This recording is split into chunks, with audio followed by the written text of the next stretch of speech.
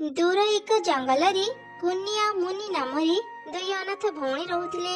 सेमाने माटी रे कळसी आउ खेळना तयारी करी बिक्री करुथिले। इले वर्षा दिन आसबा परे सब शेष हेई गला। एते कष्ट रे मो माटी रे खेळना आउ कळसी तयारी करिथिले।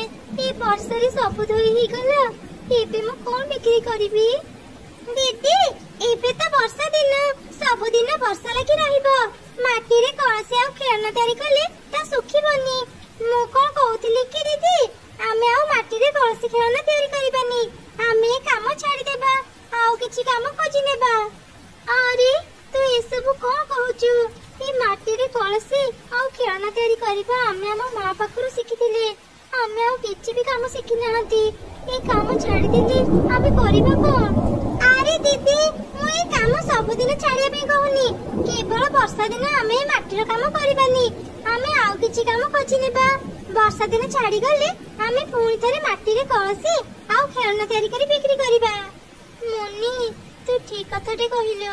वर्षा दिने माटी काम करि हेबनी। मु काले ही जंगल भीतर को अन्य किछि काम खोजिबा को जिबी।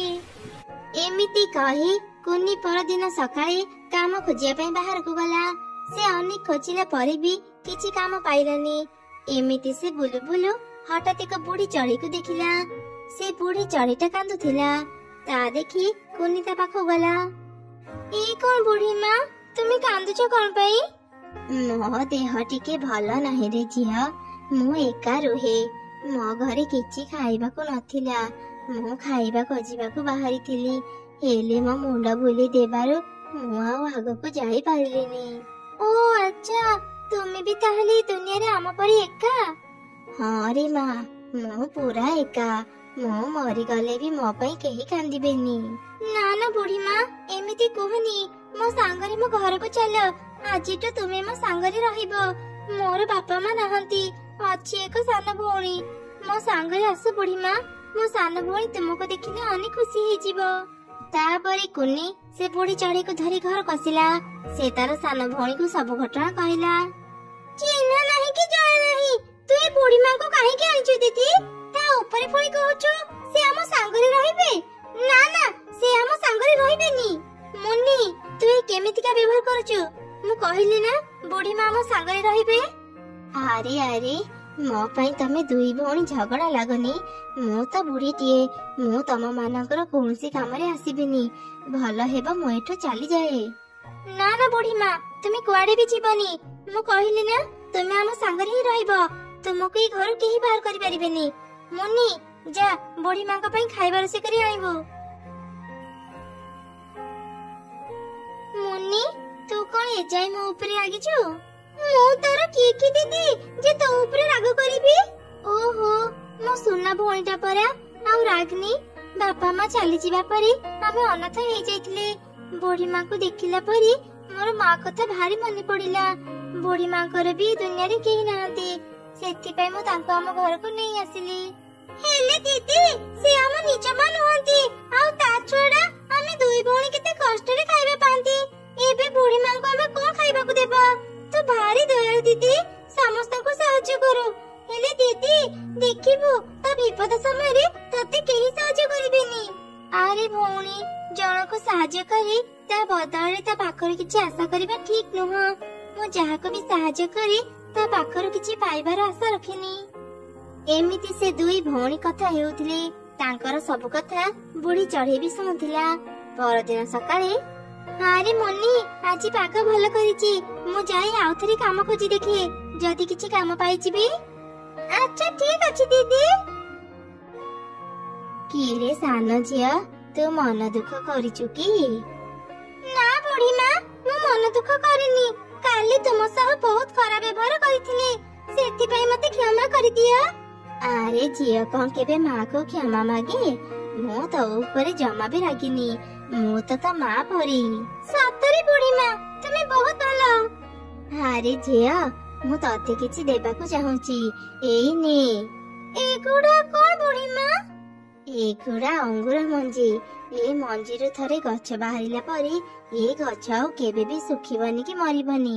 प्रति वर्ष ए गछ रे अंगूर फळिबो। हेले बुढ़ी मां हमर तो जमी नाही।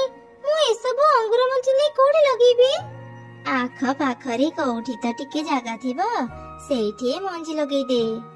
ବୁଢୀମା, କେବଳ ଗୋଟେ ପୋଖରୀ ଛଡା ଆମ ପାଖରେ ଆଉ କିଛି ବି ଜାଗା ନାହିଁ। ତେବେ ଠିକ ଅଛି, ତୁ ଏ ମଞ୍ଜି ନେଇ ପୋଖରୀରେ ପକେଇଦେ।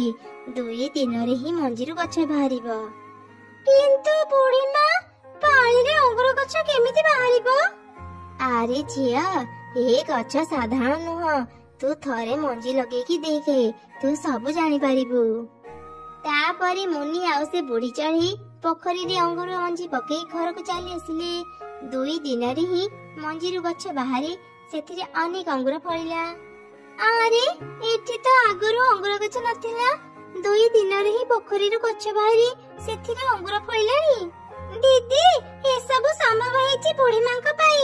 ବୁଢୀ ମା ନା ବହୁତ ଭଲ, ସେ ମତେ ଅଙ୍ଗୁର ମଞ୍ଜି ଦେଇଥିଲେ। ଏମିତି ମୁନି ତା ଭଉଣୀକୁ ସବୁ କଥା କହିଲା। ଠିକ ସେହି ସମୟରେ ବୁଢୀ ଚଢେଇ ସେଠାକୁ ଆସିଲା। ବୁଢୀ ମା, ଆମକୁ ଏତେ ଭଲ ଉପହାର ଦେଇଥିବାରୁ ତୁମକୁ ବହୁତ ବହୁତ ଧନ୍ୟବାଦ। ଆରେ, ମତେ ପରା ତୁ ମା କହୁଛୁ, ଧନ୍ୟବାଦ କାହିଁକି କହୁଛୁ? ମୁଁ ଯେବେ ଏଠାକୁ ଆସିଥିଲି ତମ 2 ଭଉଣୀଙ୍କ ସବୁ କଥା ଶୁଣିଥିଲି, ସେଥିପାଇଁ ଏ ଅଙ୍ଗୁର ଗଛ ମୁଁ ତମକୁ ଦେଲି। ଏ ଅଙ୍ଗୁର ଗଛରେ କେବେ ବି ଅଙ୍ଗୁର ସରିବନି। ଯେତେ ଥର ତୋଳିବ ସେତେ ଥର ଅଙ୍ଗୁର ବାହାରିବ। କୁନି, ତତେ ଆଉ କାମ ଖୋଜିବାକୁ ପଡିବନି। ଏ ଅଙ୍ଗୁର ବିକ୍ରି କରି ତମେ 2 ଭଉଣୀ ଆରାମରେ ଚଳିପାରିବ। ତାପରେ କୁନି କିଛି ଅଙ୍ଗୁର ତୋଳି ବଜାରକୁ ଗଲା। ଅଙ୍ଗୁର ନିଅ, ଅଙ୍ଗୁର, ମିଠା ମିଠା ଅଙ୍ଗୁର। ଆରେ କୁନି, ତୁ ଅଙ୍ଗୁର ଆଣିଛୁ? ଆମ ଜଙ୍ଗଲରେ ଗୋଟେ ବି ଅଙ୍ଗୁର ଦୋକାନ ନାହିଁ। ତୁ ଏତେ ସାରା ଅଙ୍ଗୁର କୋଉଠୁ ପାଇଲୁ? ମୁଁ ଆମ ପୋଖରୀରେ ଅଙ୍ଗୁର ଚାଷ କରିଛି। ଏ ଅଙ୍ଗୁର ଭାରି ମିଠା, ଥରେ ଖାଇ ଦେଖନ୍ତୁ। ସତରେ ଚଢେଇ, ତୋ ଅଙ୍ଗୁର ଭାରି ମିଠା। ଭଲ ହେଲା, ତୁ ଅଙ୍ଗୁର ଆଣିଲୁ। ଏବେ ଆମେ ପ୍ରତ୍ୟେକ ଦିନ ତୋ ପାଖରୁ ଅଙ୍ଗୁର କିଣିବୁ। ଏମିତି ସେଦିନ କୁନିର ବହୁତ ଭଲ ଟଙ୍କା ରୋଜଗାର ହେଲା। ତାର ସବୁ ଅଙ୍ଗୁର ବିକ୍ରି ହେଇଗଲା। ତା ପାଖରେ କାଉ ଏକ ଫଳ ଦୋକାନ ଦେଇଥିଲା। ପ୍ରତିଦିନ ଚଢେଇର ସବୁ ଅଙ୍ଗୁର ବିକ୍ରି ହେଇଯାଉଥିଲା। କାଉ ପାଖରୁ କେହି ବି ଫଳ କିଣୁନଥିଲେ। ଏ ଚଢେଇ ଛୁଆ ଯେବେଠୁ ଆସି ଅଙ୍ଗୁର ବିକ୍ରି କଲାଣି, ମୋ ପାଖରୁ କେହି ବି ଫଳ କିଣୁନାହାନ୍ତି। ଏ ଚଢେଇ ପାଇଁ ପ୍ରତିଦିନ ମୋର ଅଧା ଫଳ ପଛେ ନଷ୍ଟ ହେଇଯାଉଛି। ଏମିତି ଯଦି ଚାଲିବ ମୋ ବେପାର ତ ବନ୍ଦ ହେଇଯିବ। ଶୀଘ୍ର ଚଢେଇଙ୍କର କିଛି ବ୍ୟବସ୍ଥା ହିଁ କରିବାକୁ ପଡିବ। ରାତି ହଉ, ମୁଁ ଏ ଚଢେଇ ଘରକୁ ଯିବି। କାଉ ମନରେ ଏକ ଉପାୟ ଚିନ୍ତା କଲା। ରାତି ହେବା ପରେ ସେ ଏକ କଟୁରୀ ଧରି ଚଢେଇର ଘରକୁ ଗଲା। ପୋଖରୀ ଭିତରେ ଏମିତି ଏକ ଅଙ୍ଗୁର ଗଛ ଦେଖି ତ କାଉ ଆଶ୍ଚର୍ଯ୍ୟ ହେଇଗଲା। ଆରେ, ଇଏ କି ଅଜବ ଘଟଣା! ପୋଖରୀ ଭିତରେ ଅଙ୍ଗୁର ଚାଷ! ମୁଁ ଆଗରୁ ଏମିତି ଅଦ୍ଭୁତ ଘଟଣା ଦେଖିନଥିଲି। ସେ ଯାହା ବି ହଉ, ଏ ଚଢେଇର ମୁଁ ଅଙ୍ଗୁର ଗଛକୁ ଆଜି କାଟିଦେବି। ଚଢେଇ ଅଙ୍ଗୁର ବିକ୍ରି କରି ନ ପାରିଲେ ସମସ୍ତେ ମୋ ପାଖରୁ ହିଁ ଫଳ କିଣିବେ।